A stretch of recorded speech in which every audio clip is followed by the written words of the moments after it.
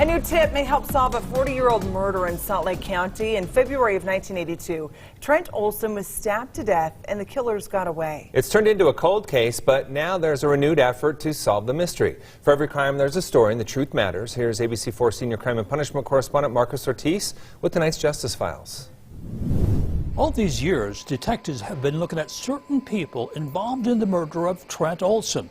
But now, after a new tip, a cold case detective is looking at someone else. Even he was stabbed multiple times.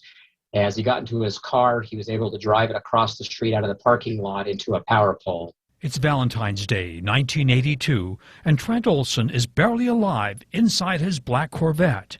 A few hours earlier, Olson and a friend are at the One More Time Club in Mill Creek.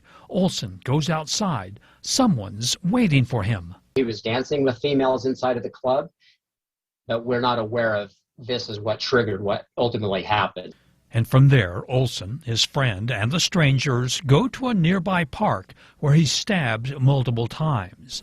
Olson seeks medical help but crashes into a power pole and dies. His friend calls police. Sheriff deputies respond to the scene and look for 3 suspects. Olson stabbed once in the hand and shoulder and twice in the chest. Olson's friend tells authorities of the 3 suspects in their mid-20s and dark hair and dark complected.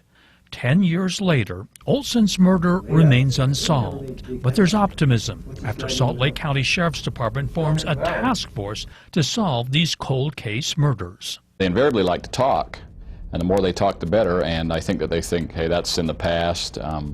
Nobody's going to catch up with me now, and I think you're right, complacency does kind of work in our favor.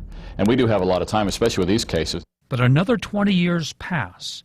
Persons of interest are questioned, but there's still no arrest. Lately, Detective Pender gets a tip that renews efforts to solve the case.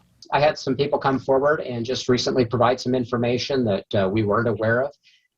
And they were previously interviewed in the case, but at the time they didn't provide all that information. What doesn't change is the vehicles driven by the killers. One is a white late 1970s Datsun or Toyota Corolla, similar to this one. The thing that stuck out about that particular vehicle was the wheels on the vehicle were painted red. The other may be a Camaro or Caprice, but it's blue with a white vinyl top. Because of this latest tip, Pender now has new names possibly involved. This kind of took us down a different road with some other individuals that aren't the same that were looked at previously. While Detective Pender looks closer at this latest tip, he welcomes any information, especially information on those unique red wheels.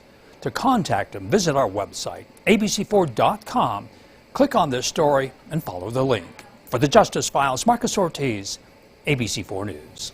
Thank you, Marcos. Time now for the Mountain West.